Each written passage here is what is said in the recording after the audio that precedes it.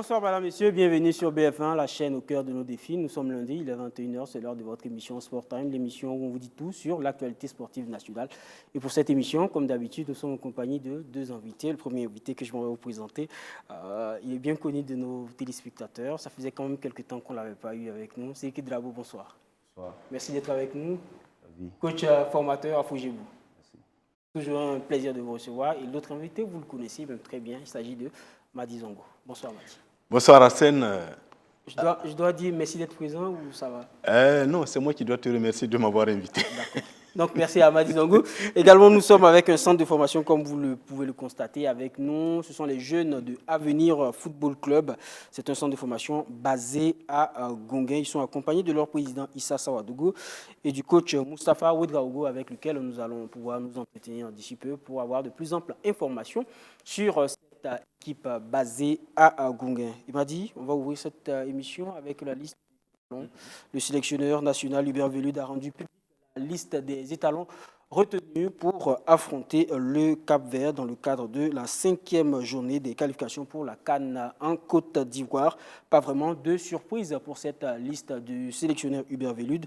Les habituels joueurs sont là, même si on a quand même quelques nouveaux qui font leur arrivée. Moi, je suis le point de cette conférence de presse. Hubert Velud n'a pas bouleversé son groupe pour ce match de la 5e journée des éliminatoires de la CAN 2023. Il a fait appel à 4 éléments du championnat national, le gardien Mohamed Zengue et le défenseur Valentin Nouma de l'AS Douane, Cheikh Omar Ouedraogo de l'ASFA Yenenga et Libo Ismaël Seouni de Vitesse FC. Mohamed Zengue, que je suis depuis un certain temps, fait tous les matchs. Donc je veux voir à l'œuvre Mohamed et c'était l'occasion. Je sais que déjà, on l'a bien regardé, déjà il est mieux qu'au mois de janvier au niveau physique. Déjà, il revient un peu en faisant beaucoup de matchs avec son club et je pense qu'il a repris un bon niveau d'entraînement. Et effectivement, on va pas cacher les choses.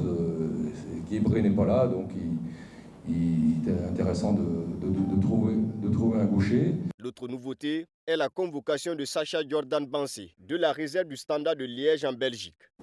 En ce qui concerne Sacha Bansé, donc effectivement c'est un joueur qui a fait la totalité des matchs en réserve au Standard de Liège, puisque ça représente un bon niveau, puisque la Belgique est le seul pays en Europe où les réserves jouent en 2e division professionnelle. À ce poste-là, je suis toujours en recherche de gens qui ont beaucoup de temps de jeu, à ce poste-là particulièrement. Des hommes forts dont Issa Kaboré et Franck Lassina Traoré manquent à l'appel. Issa Kaboré suspendu, Innocenti qui s'est fait les croisés, Guébré qui a eu une opération de la malléole, et également Franck Lassina Traoré qui a un problème musculaire important, et également Mohamed Konaté qui a aussi un problème musculaire. Donc c'est quand même 5 joueurs importants. Hubert Velud a été interpellé sur le niveau de jeu lors de la double confrontation face au Togo et la discipline dans l'écurie. Effectivement, sur le premier match, je ne suis pas satisfait du tout du jeu produit. C'est sans doute au niveau du contenu le plus mauvais match qu'on a fait depuis que je suis arrivé. Maintenant, on ne peut pas remettre tout en cause par rapport à ce match-là. Il y a eu des choses faites avant aussi, contre des grands adversaires, avec une certaine méthode. Pour l'instant, au niveau disciplinaire et dynamique de groupe, mon Dieu, pas vu que ça dure, quoi. C'est-à-dire au niveau discipline, en ce qui concerne les joueurs, je le répète, c'est très bien pour l'instant. Maintenant, sur la durée, j'espère que ça va continuer comme ça. Les étalons entament la préparation le 12 juin. L'entraînement sera ouvert au public le 13 juin au stade municipal avant le départ le 14 au Cap-Vert. Le match est prévu le 18 juin au stade national de Praia. Victoire! Victoire! Victoire! 18 juin, rendez-vous entre le Burkina Faso et le Cap-Vert. Effectivement, ce sera à Praia, au stade national. Un match qui va opposer deux équipes. Le Burkina est déjà qualifié, bien entendu. Mais avant cette rencontre, on va d'abord débriefer sur Madi, une liste qui ressemble beaucoup aux précédentes listes du sélectionneur national Hubert Velud. On a l'impression, on prend les mêmes et on recommence. Une équipe nationale, comme on le les meilleurs du moment. Or, quand vous prenez l'équipe nationale du Burkina Faso et même dans les autres pays, c'est rare qu'un sélectionneur joue à l'entraîneur de handball. Ça a changé d'équipe entre deux mi-temps. Donc, il a eu une ossature qui est là pratiquement depuis la CAN passée. Donc, il y a évidemment, l'équipe est modulée en fonction de la forme du moment ou en fonction de l'état physique ou même des suspensions comme Issa Kabouré, Lassina Traoré qui a encore rechuté. Mais le noyau reste en tout cas autour des hommes forts comme Edmond Tapsoba, le gardien Kofi, Bertrand Traoré, Dango Ouattara. C'est vraiment la colonne vertébrale de l'équipe nationale aujourd'hui. Et Dieu merci, cette colonne vertébrale tient. Et je pense qu'à quelques mois de la phase finale de la CAN, surtout que le Burkina est déjà qualifié, bon, il n'y avait pas de raison de faire un grand bouleversement. Grand bouleversement. Est-ce qu'il en avait même entre les moyens pour avoir une équipe compétitive? Est-ce que si vous enlevez ce qu'on a cité, vous pouvez encore avoir autant de joueurs pour garder le même niveau de jeu? Je ne le pense pas. Et aucun entraîneur ne va aller d'ailleurs à l'aventure en bouleversant son équipe, qui, en tout cas, pour le moment, donne satisfaction. D'accord. Zeki Dravo, une équipe qui est conforme aux précédentes du sélectionneur national Louis. Déjà, comment vous avez apprécié cette liste-là quand vous l'avez vue? Bon, moi, je vais emboîter dans le même pas que Madi. Aucune sélection n'est à l'abri des critiques.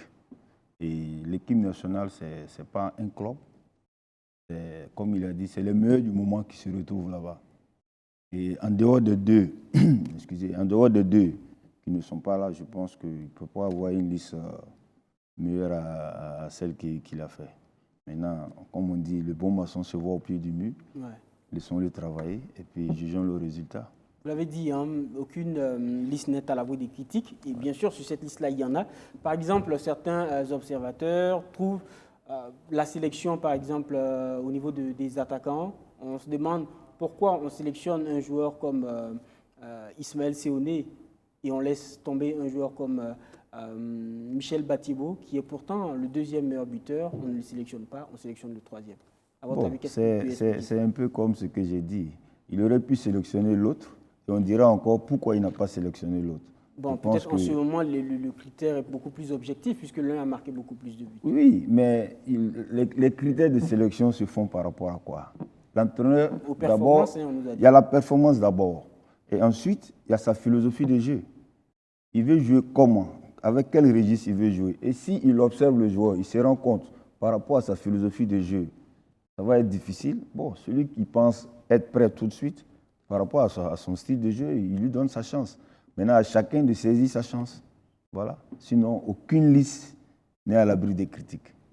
Même si vous, aujourd'hui, on vous dit de faire cette liste, quand vous allez finir, croyant faire la bonne liste, vous allez vous rendre compte qu'il y a des gens qui vont dire non, pourquoi vous n'avez pas sélectionné Drabo? Parce que. Donc, moi, je pense qu'à partir du moment où il est le sélectionneur, il peut se tromper comme toute personne, mais l'important, c'est arriver à l'objectif, atteindre les objectifs. Et pour le moment, il est dans les objectifs. Et on est déjà qualifié. Permettons-lui de tester aussi certains joueurs. Et puis, bon, on verra d'ici la CAN qu'est-ce que ça va donner. D'accord. Voilà. Madi, juste par rapport aux deux joueurs du championnat où il y a eu un petit débat, je pense que quand vous regardez les deux, ce n'est pas les mêmes profils. Hein. Bien sûr. Ce pas les mêmes profils. Or, l'entraîneur, il sélectionne en fonction des profils. Vous prenez Michel Bativo, ce n'est pas un pur avant-centre. C'est plutôt, c'est un peu le genre Salif Bagaté, des attaquants qui décrochent, qui reviennent, qui prennent des positions. Or, quand vous regardez le jeune Séoné, je pense qu'il y a peut-être l'âge aussi qui a dû jouer pour lui. Séoné, lui, quand tu le regardes, pour moi, il est dans le registre de Franck Kemde, de vrais avant-centres, qui jouent vraiment dans l'axe du but. Et ça donne une autre possibilité à un entraîneur par rapport à un attaquant qui décroche, qui revient, qui fiole. Bon, lui, Sidiki Drabo est un entraîneur, il peut mieux expliquer. Je ne dis pas que c'est à cause de ça qu'il l'a pris, mais quand vous regardez tous les attaquants qu'il a convoqués, prenez Cheikh Djibril Ouattara, c'est vraiment le pur avant-centre quand il était là. Bon, je pense qu'à Berkane, C'est ce qu'il a fait. Il prenait Lassina Traoré, c'est vraiment le pur avant-centre. Quand vous regardez, or, généralement, les attaquants qui sont plus, entre griffes, pas des renards de surface, mais des joueurs capables d'évoluer dans tous les sens, certains entraîneurs ne les aiment pas trop, surtout en sélection nationale, parce que ce sont des joueurs avec qui il faut beaucoup travailler ou les joueurs, pour son adaptation, surtout qu'il prend des joueurs qui viennent d'horizons divers. Or, quand vous savez que vous avez un attaquant qui est vraiment pile dans ce axe-là, dans ce registre, on sait comment on va jouer avec lui, mais je ne dis pas, je répète encore que je ne sais pas comment il va jouer. Je regarde les deux profils et je pense qu'il faut voir plutôt les profils que les performances. L'autre qui a marqué plus de buts que l'autre, ça ne peut pas justifier le fait qu'on le prenne par rapport à celui qui a marqué, qu'on prenne celui qui a marqué moins de buts. Je pense que l'entraîneur a plutôt regardé en fonction des profils et, comme c'est dit qu'il a dit, de sa philosophie de jeu.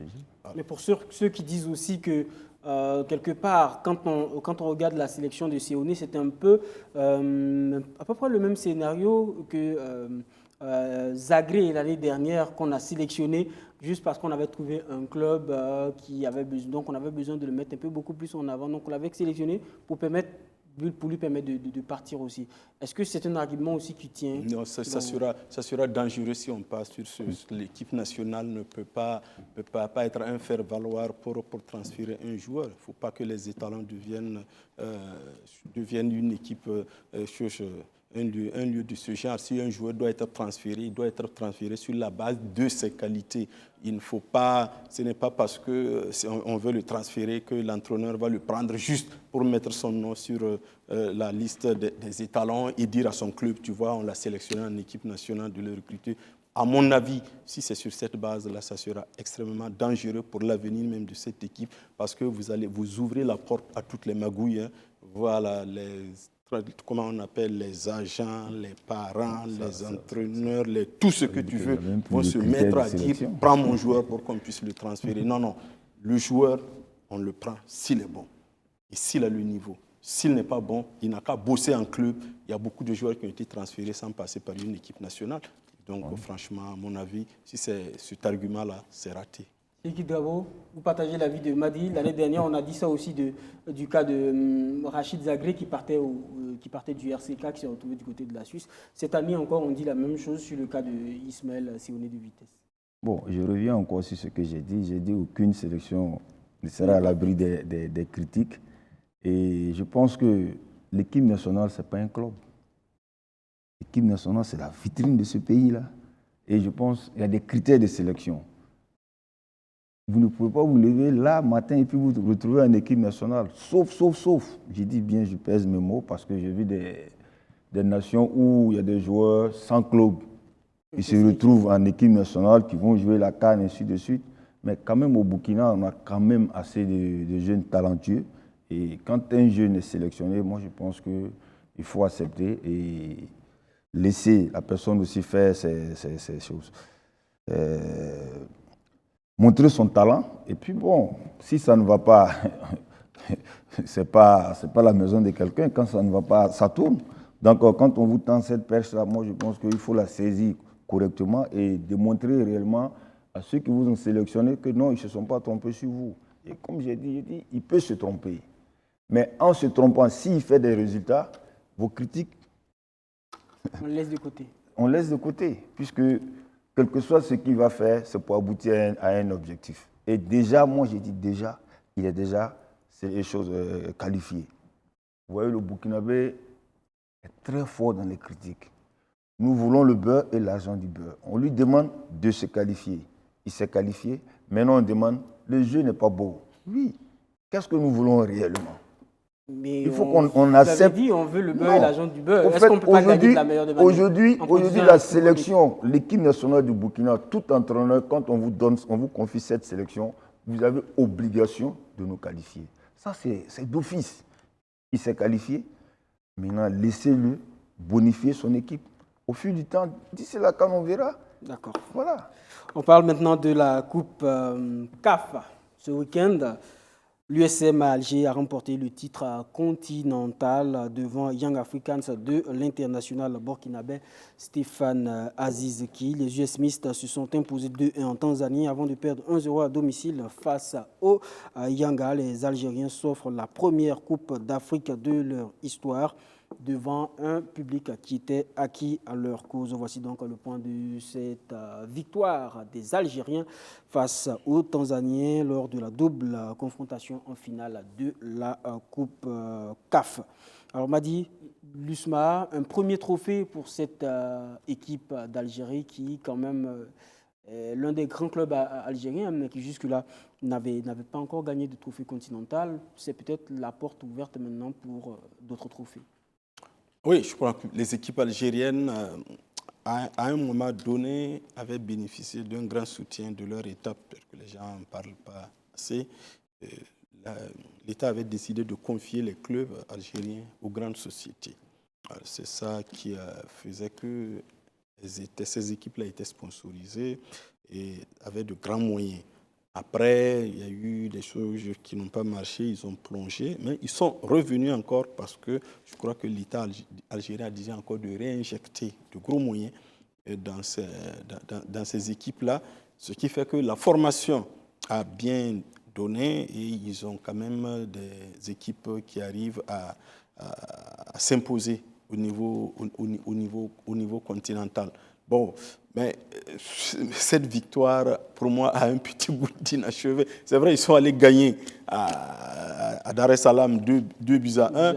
Mais bon, après, ils se font battre à domicile alors qu'ils ont pris le but à la 5e minute, qu'ils avaient le temps de revenir au score. Mais dès lors que les Tanzaniens ont marqué, ils ont senti le potentiel de cette équipe tanzanienne-là de les marquer un deuxième but. Ils ont beaucoup plus joué avec le frein à main, essayer de les contenir jusqu'à la fin de la partie. Mais comme vous l'avez dit, c'est un premier titre. L'essentiel pour eux, c'était donc de gagner ce premier titre. Maintenant, est-ce que ça va ouvrir la porte à d'autres titres? Ça ne dépend d'eux. C'est à eux de continuer sur ce chemin-là parce qu'ils ont les moyens. Parce que, comme je l'ai dit, les équipes algériennes sont vraiment bien épaulées par leur État. Vous savez, l'État algérien, c'est un État particulier. Ils sont restés dans l'estrade des révolutions populaires, donc assez centralisées. Donc, quand ils disent de donner, ils donnent.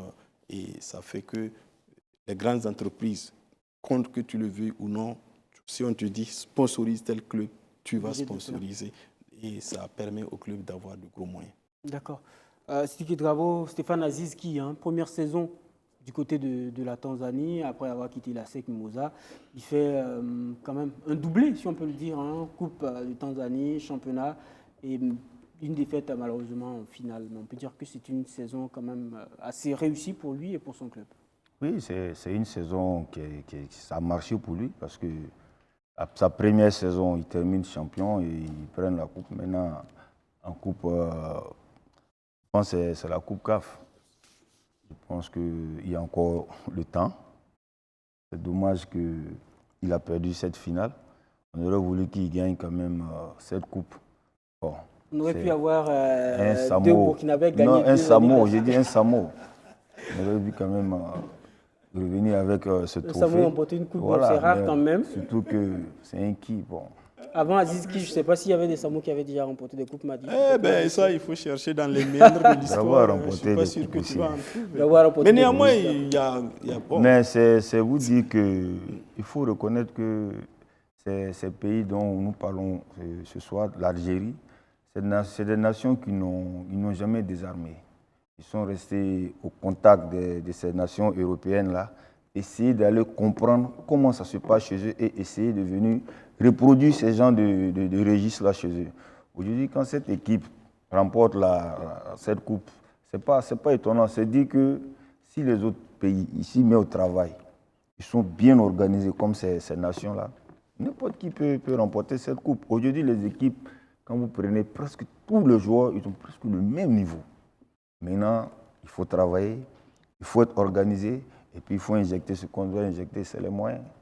Au Burkina, vous avez du talent, mais si les moyens ne suivent pas, chaque année, nous allons enregistrer des départs massifs, et du coup, ça affaiblit nos clubs. Quand vous voyez nos clubs sortis et terminés, par exemple, champions cette année, vous allez voir à la fin de la saison qu'il y a au moins 5 départs dans le club.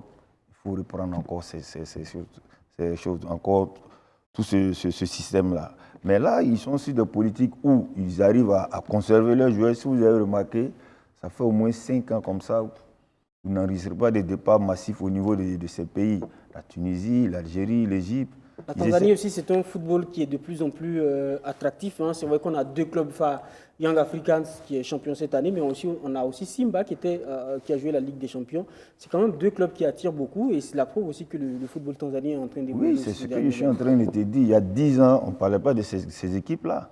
C'est des gens qui ont accepté, reparti et puis travailler et arriver. Aujourd'hui, quand vous prenez ces 2 équipes-là en Tanzanie qui font la fierté de ce pays-là, sincèrement, ils ont injecté les moyens.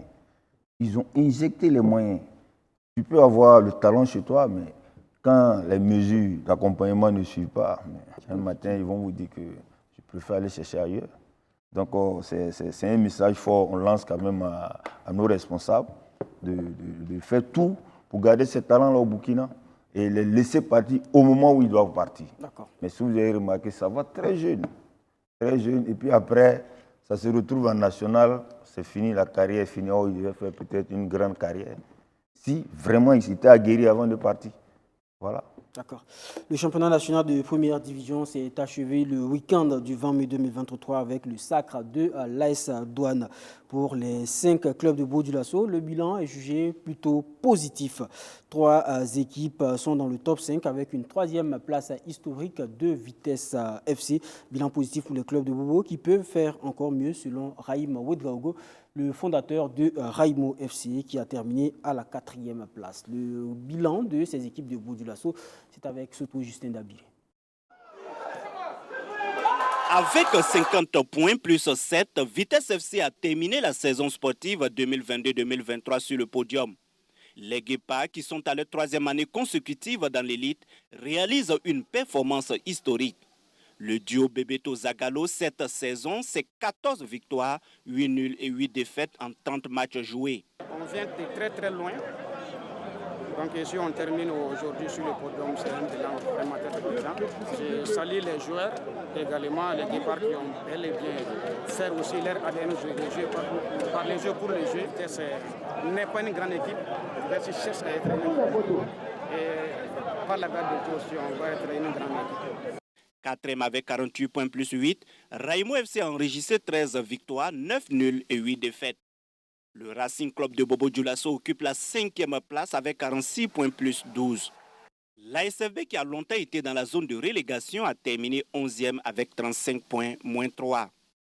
Royal FC s'est fait peur mais reste dans l'élite. Les Kings occupent le 14e rang au classement avec 33 points moins 4. Le bilan est positif pour les clubs de Bodjo-Lasso qui peuvent encore faire mieux, selon Raimo Ouedraogo. Quand tu regardes Raimo, Vitesse, Racing, donc maintenant c'est de voir, puisqu'on doit faire un bilan de la région et comment accompagner les équipes comme Royal, comme ASFB aussi à jouer un peu le haut du tableau, puisque nous devons œuvrer en équipe pour avoir de bonnes performances, se mettre la pression les uns des autres. Raimo Ouedraogo juge également positif le bilan global du championnat national de première division qui a sacré l'AS Douane. Le championnat a commencé à temps et ça s'est terminé dans le calendrier, donc on peut être content. Et on a vu de belles équipes, on a vu une équipe qui mérite d'être champion qui est l'AS Douane et qui a suivi de Salitas qui a fait une très bonne saison, qui a mis la pression sur la Douane, ainsi que Vitesse qui a fait vraiment une saison exceptionnelle. Donc on ne peut qu'être satisfait. L'ancien capitaine des Étalons s'est dit également satisfait de la performance de ses poulains cette saison. Les académiciens de Bama ont terminé au pied du podium. Raimo, c'est un centre de formation. Raimo, l'objectif n'est pas d'être champion ou de remporter la coupe, c'est de former. C'est de former et puis valoriser ces enfants à travers le championnat, qu'ils apprennent à compétir dans le championnat. Donc le bilan est positif, on a fini 4e. Et comme vous avez vu, il y a des jeunes qui sont allés à la CAN, qui nous ont fait plaisir. Donc on peut dire que le bilan est positif. Sans oublier qu'il y a quelques joueurs qui seront placés ou qui ont déjà signé dans les équipes européennes Donc voilà, on est satisfait. Bobo Dioulasso sera à nouveau représenté avec 5 clubs dans l'élite la saison prochaine, avec pour objectif de monter sur la plus haute marche du podium en fin de saison. Victoire! Victoire! Victoire! Bilan donc de la saison des clubs. Raimo Daogo, le fondateur de Raimo FC. On va poser la question à Madi pour savoir s'il pense aussi que le bilan est positif. Dans la globalité, mais aussi individuellement pour ces clubs de Mais si on prend l'objectif exprimé chaque année par n'importe quel club de ce Burkina qui est le maintien, le bilan est positif puisqu'aucune équipe de Bobo n'est descendue. Donc, ils ont atteint l'objectif. Maintenant, quand on regarde par rapport au potentiel de la région et de ces clubs, on peut avoir un peu de déception. Mais je pars quand même sur le coup de cœur, c'est Vitesse. Quand même, qui est arrivé dans l'élite il n'y a pas longtemps, mais qui a gardé sa philosophie, pas assez de moyens comme Raimo, mais des joueurs quand même qui ont produit quelque chose quelque chose de bon, vraiment de très bon cette année. Raimo venait de monter. Bon, Raïm lui-même l'a dit, son objectif n'est pas tout de suite, en tout cas je dis tout de suite, parce que s'il dit que son objectif n'est pas d'être champion, là je ne suis pas d'accord avec lui. Quand on joue le championnat, là je ne suis pas d'accord avec lui, parce qu'on ne peut pas jouer le championnat et ne pas vouloir être champion. Sinon, on fait quoi parce que c'est être champion, c'est d'abord, c'est ça qui amène les enfants à se battre. Si on a des enfants, l'essentiel, c'est le maintien. C'est peut-être pour ça, et suivez mon regard, il y a certaines équipes, et ça a failli les jouer de très sales tours. Regardez Royal. Royal, qui se croyait maintenu avec 33 ou c'est combien de points, qui a relâché et qui s'est retrouvé premier non relégable à la fin de la saison. Vous voyez ce que ça voulait dire. Fonctionnaires, dont tout le monde croyait que l'affaire était pliée, ils sont maintenus, ils se retrouvent derrière les faux et l'ASFA, qui ont flirté jusqu'à la 28e journée, ou 27e, 28e journée, avec la zone de relégation. Donc, vous voyez comment c'est dangereux quand on se dit non, on est maintenu et on se relâche un peu. Raïm, sans doute, peut-être que c'est sa façon à lui de mettre la pression sur ses joueurs en disant qu'il ne veut pas être champion. Non, il veut être champion. Cette année, il y avait plus fort que lui, mais je suis convaincu que la saison prochaine, il va faire monter des enfants puisqu'il a un centre de formation, mais aucune équipe ne joue le championnat pour ne pas être champion. Maintenant, si vous trouvez, comme tout le monde ne peut pas être champion, cette année, c'est l'AS Douanes, qui c'est la saison prochaine qui va prendre le relais. Bilan positif aussi selon vous? Oui, le bilan est positif. Même si depuis combien de saisons maintenant? 2018, je crois, la dernière équipe de Bobo Dioulasso qui a été championne. Bon, vous n'allez pas me dire que le championnat n'a pas été attrayant. Sur le plan individuel, le plan technique, sur le plan organisation, du jeu, je pense que nous avons quand même un championnat d'un niveau vraiment élevé. Pas très élevé, mais élevé. Et aujourd'hui, nous pouvons nous comparer à beaucoup d'équipes au niveau africain. Et de la manière dont ça s'est terminé avec des si.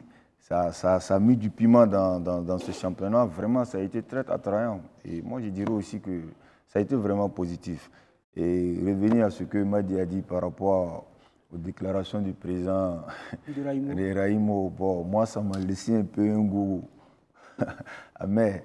Quand tout le monde est aligné sur la même ligne de départ à la première journée, je pense que chacun a 0 point comptable. Et après, dire que non, on ne joue pas pour être champion, bon. C'est ce qui fatigue beaucoup d'équipes. Dès le départ, ils disent non, on joue pour le titre. Et on joue pour le maintien. La seule équipe cette année qui joue pour le titre, elle a fini championne. C'était l'AS Douanes. Et si l'AS Douanes aussi ne finissait pas champion, c'était vraiment une saison.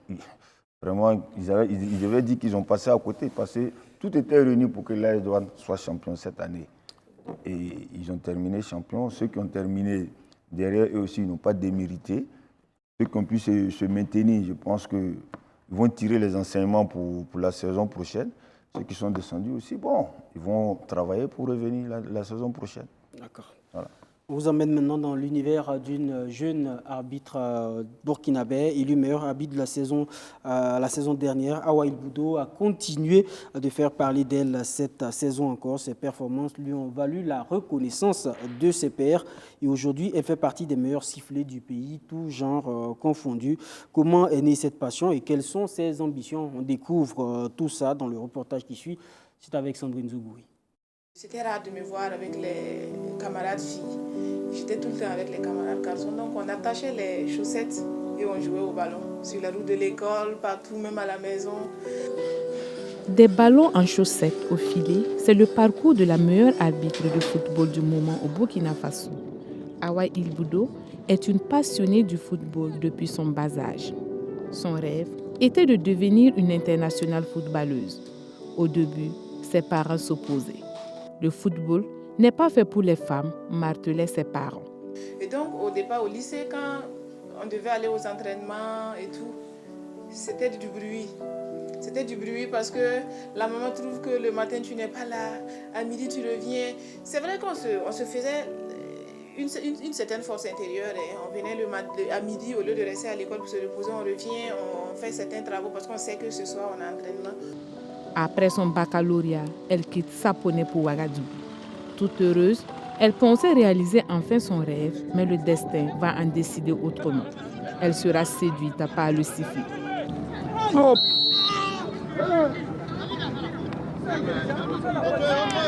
Bon, arrivé avec les conseils de gauche à droite, on se rend compte que bon, là, j'étais un peu avancée. À 18 ans, si on devait recommencer à jouer, c'était difficile. Donc, on a décidé de se lancer en arbitrage. Parce que à Sapone, il y a M. Bado Adama, un ancien arbitre, qui nous parlait aussi de l'arbitrage. Il nous réunissait et il nous parlait des lois de jeu.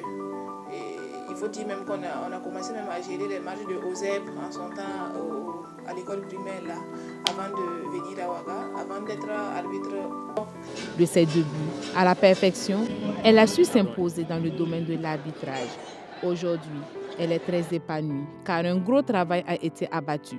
Son nom figure parmi les meilleurs arbitres au Burkina Faso. Au vu des prestations de Awa Il Boudo, la commission centrale des arbitres ne regrette son choix d'intégrer des femmes comme officielles de match.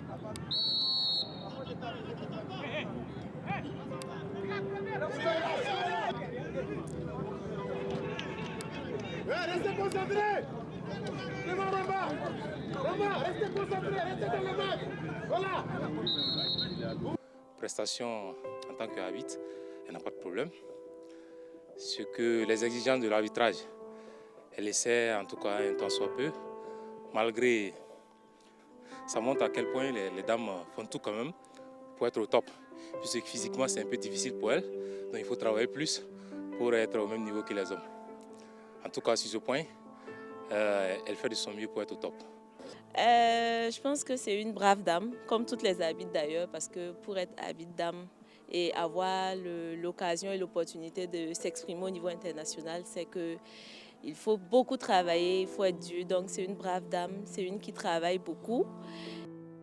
Pour la saison 2021-2022, elle a été faite pour la première fois meilleure arbitre féminine après 7 années de souffrance et d'attente. Son talent est aussi reconnu à l'international. Son nom figure sur la liste des arbitres FIFA pour la saison 2023. C'est un pas. Mais il y a aussi qu'en 2023, pour la nouvelle liste des arbitres FIFA, il y a mon nom, comme vous l'avez dit. J'ai été encore inscrite pour cette année. Mais ce n'est pas une satisfaction en tant que telle, parce qu'une chose est d'avoir son nom sur la liste des arbitres FIFA, mais l'autre chose là, c'est de pouvoir prouver sur le plan international, dans les matchs FIFA là, qu'on est vraiment arbitre. L'autre chose là, c'est vraiment de représenter son pays d'une manière valable. Et c'est ça que j'attends. Le regard de ses parents a changé de nos jours sur l'engagement de la jeune arbitre. À l'image de la Rwandaise Salima Radia Mukasanga, première femme à arbitrer un match à la CAN Coupe d'Afrique des Nations Cameroun 2021, Awa Il Boudo espère devenir un jour une référence du sifflet sur le plan continental et international. En attendant, elle continue d'officier les matchs des championnats nationaux, masculins et féminins de football sur les terrains du Burkina Faso.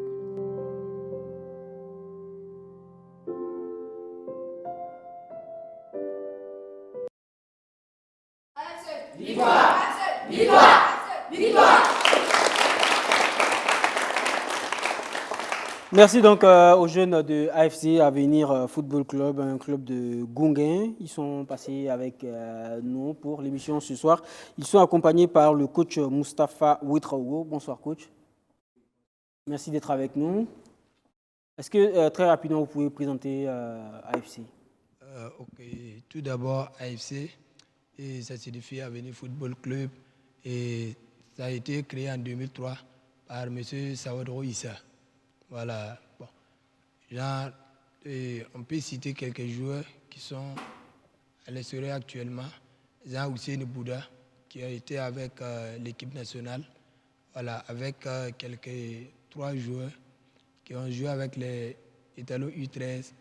Voilà, Jean et Tabsawa Rasmane, Tenebro Soulé et puis Michael Koulibaly, qui est actuellement avec Real du Faso.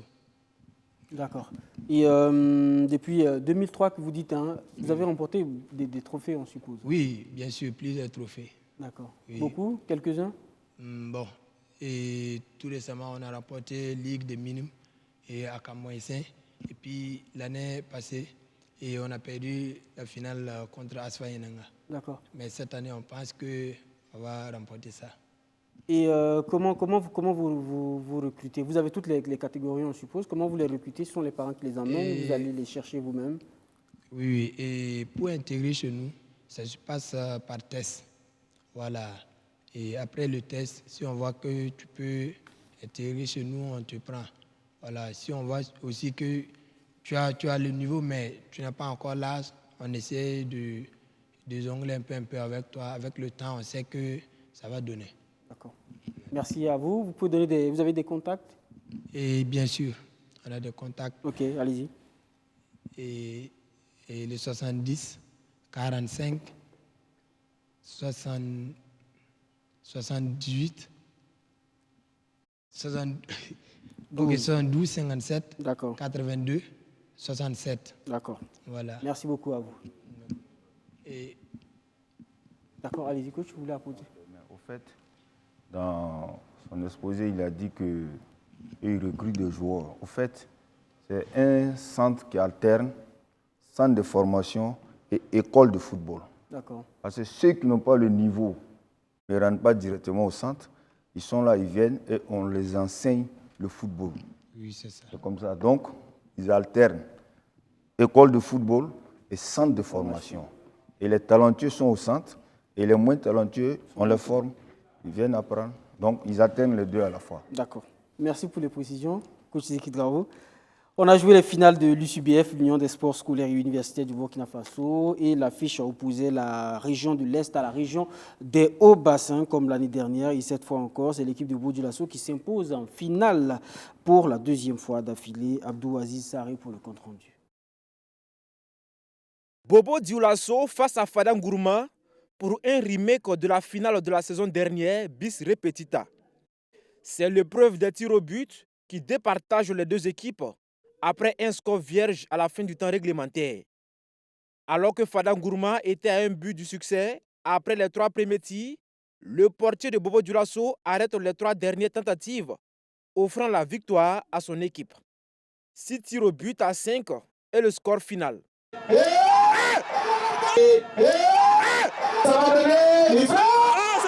Depuis le premier match, on a gagné 1-0. Le deuxième match, on est parti à tir au but. J'ai fait 3 arrêts, on a gagné. Aujourd'hui, j'ai fait 3 arrêts encore, on fait un tir au but. Je remercie Dieu pour les bons matchs. Les champions de la région de l'Est, qui se voyaient sur le toit du monde, sont inconsolables. Il faut prier Dieu, si l'année prochaine il y a la santé là, Fada va prendre au vert. Vraiment, je suis dépassé, franchement.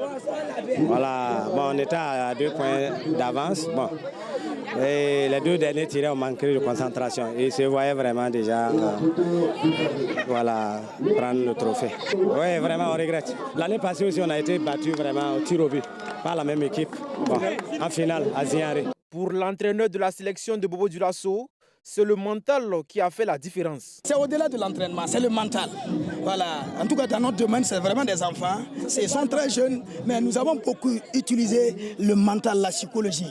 Voilà. Parce que quand vous venez pour pour une compétition concentrée de 3 jours, vraiment, c'est pas facile. Vous ne pouvez pas faire une bonne séance, en tout cas, d'entraînement. Voilà. Donc, c'était vraiment des séances de récupération et beaucoup sur le mental.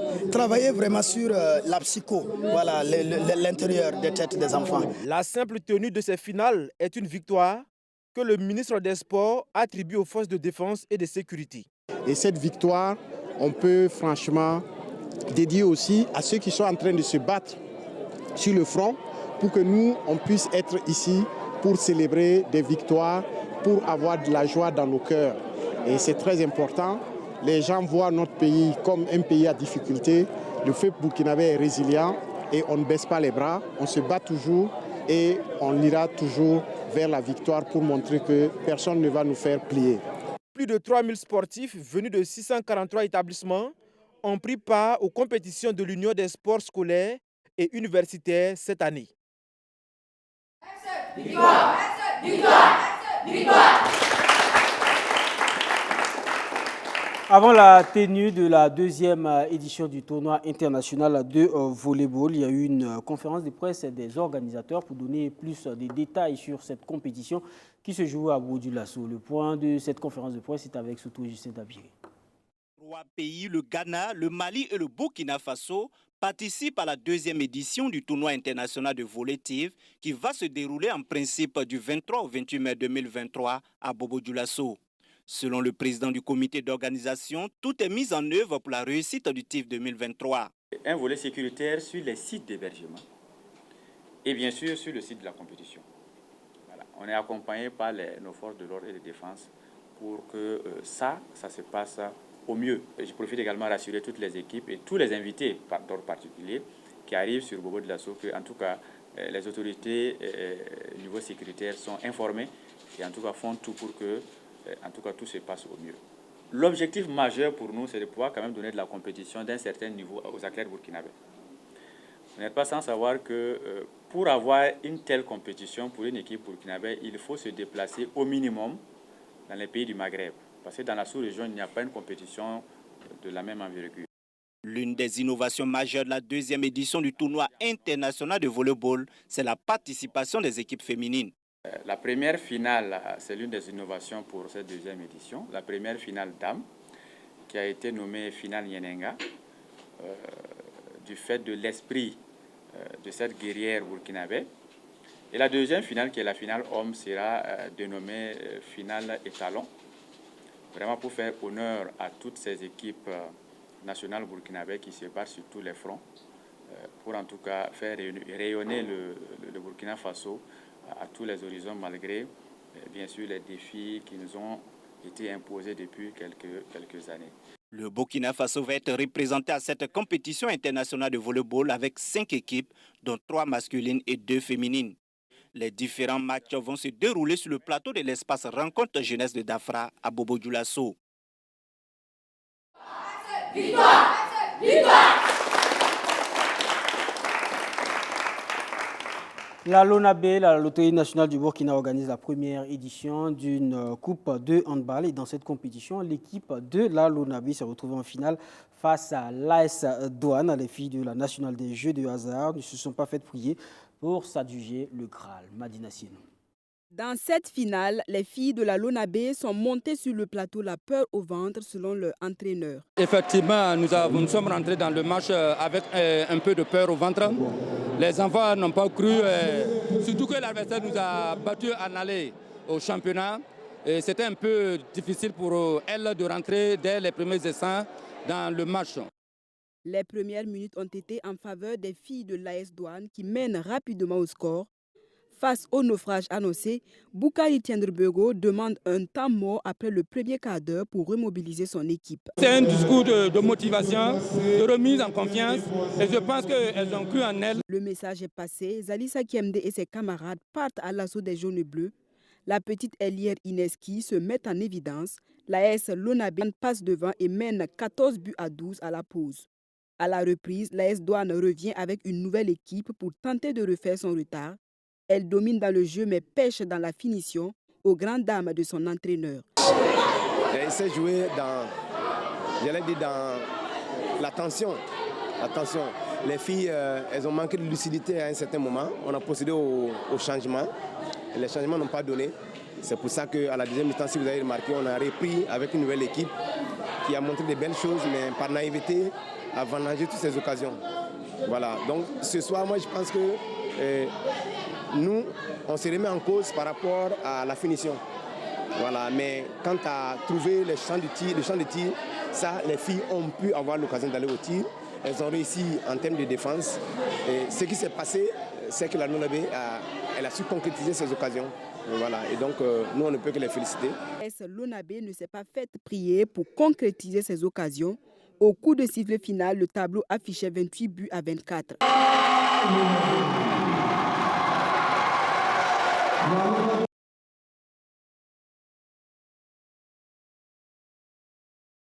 Nous avons assisté à une belle finale et l'Onabé espère bien sûr pouvoir contribuer davantage à l'épanouissement de nos fédérations, à l'épanouissement, au développement de ce sport.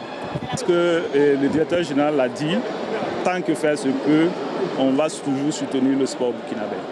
L'AS L'Onabé a reçu la somme d'1 500 000 francs CFA, le trophée et des équipements. Victoire! Victoire! On va parler maintenant de football, mais à l'international, il y a cette image, une image tellement rare, celle de Zlatan Ibrahimovic en larmes. À 41 ans, le buteur suédois prend officiellement sa retraite sportive. Ici en larmes que celui-ci qui a notamment porté le maillot du PSG, du Barça, de l'Inter Milan, de la Juventus et de Manchester United l'a annoncé après le coup de sifflet final du match AC Milan face à Hellas Vérone ce week-end. Les adieux de Zlatan à tout le public sportif milanais, mais aussi à tout le public sportif du monde entier. Ce sont ces images qu'on a vues. M'a dit des images tellement rares d'un Zlatan qui habituellement a l'habitude, si on veut le dire, de martyriser un peu ses adversaires, mais cette fois, c'est lui qui pleurait. Habituellement, c'est lui qui fait pleurer. Mais quand même, on peut se dire, au regard de sa carrière, à 41 ans, il va manquer quand même au football.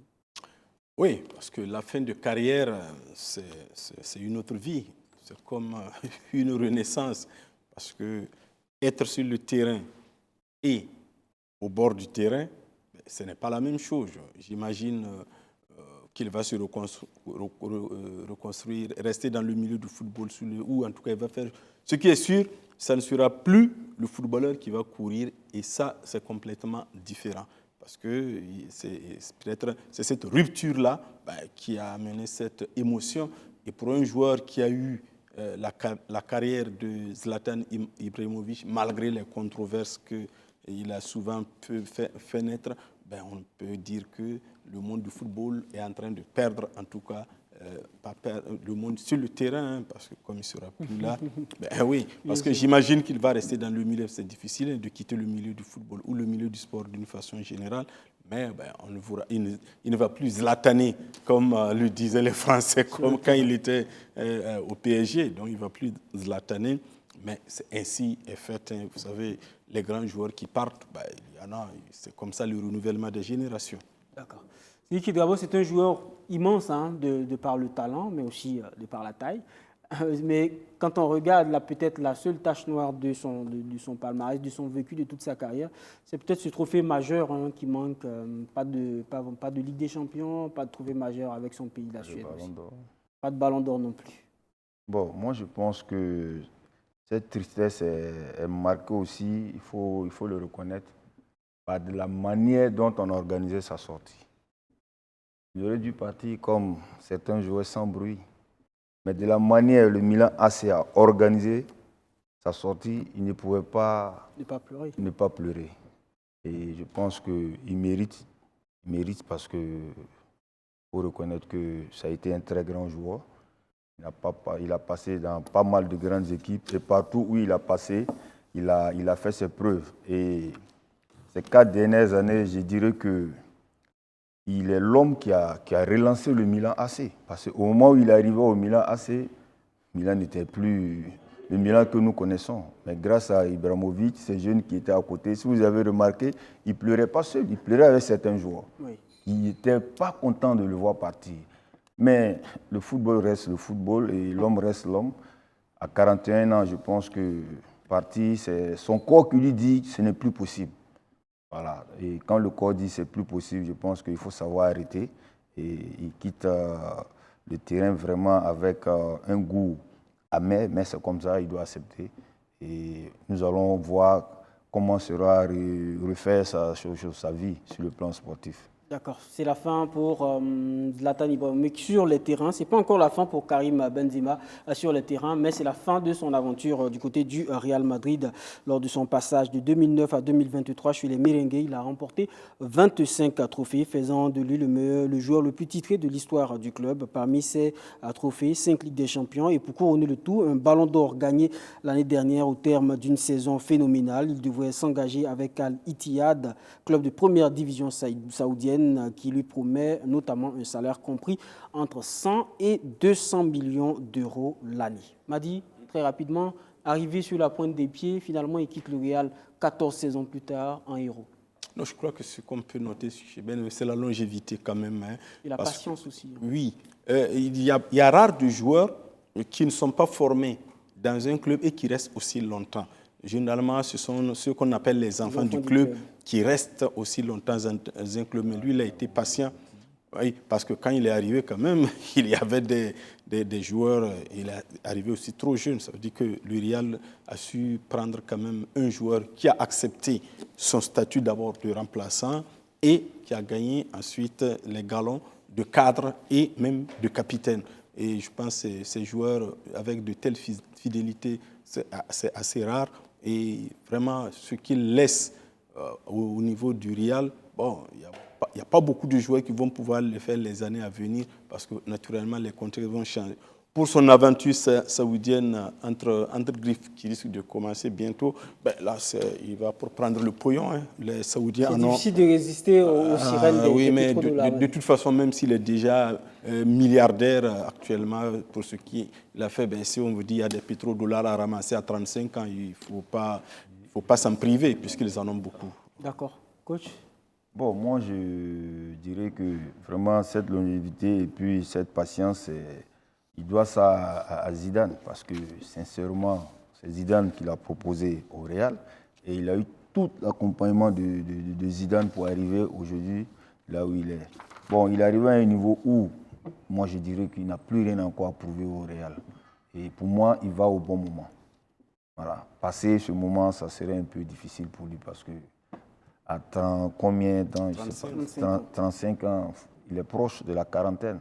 Et je pense, comme dit Madi, il faut qu'il aille chercher ce qu'il doit chercher pour se mettre quand même, mettre sa famille à l'abri de certains trucs, parce qu'on joue pour ça, on vit pour ça. Et il va au bon moment. Et je pense qu'après tout ce qu'il a rendu comme service au Real, le Real aussi, il va préparer sa sortie comme ils l'ont fait, cérémonie demain. Oui, mardi, comme ils l'ont fait pour Zlatan. Et je pense que vraiment, il mérite ça. Il mérite ça. Juste pour dire que peut-être la page sombre de sa carrière n'a pas encore arrêté. Ce sont ses démêlés en équipe de France. Voilà, où avec Didier Deschamps. Il y a eu aussi ce comeback qui n'a pas vraiment duré. Après une fin assez houleuse, parce qu'on sait que ce n'est pas en Arabie Saoudite qu'on va le sélectionner en équipe de France. Voilà. Merci beaucoup, je pense que c'est surtout ça. Ouais. Merci d'être venu. Merci Arsène de m'avoir invité. Merci également à vous, Seki Gabo. Merci de m'avoir réappelé. On va le faire plus souvent. Merci bien. Merci également à tous les jeunes de Avenir Football Club de Gunga. Merci également à vous, chers téléspectateurs, de nous suivre tout le lundi sur BF1 à partir de 21h. N'oubliez pas la rediffusion, c'est demain à partir de 14h, toujours sur la même antenne. Arsène Konditamné sur Facebook, Twitter et aussi Instagram pour rien manquer de l'actualité sportive. Merci et bonsoir chez vous.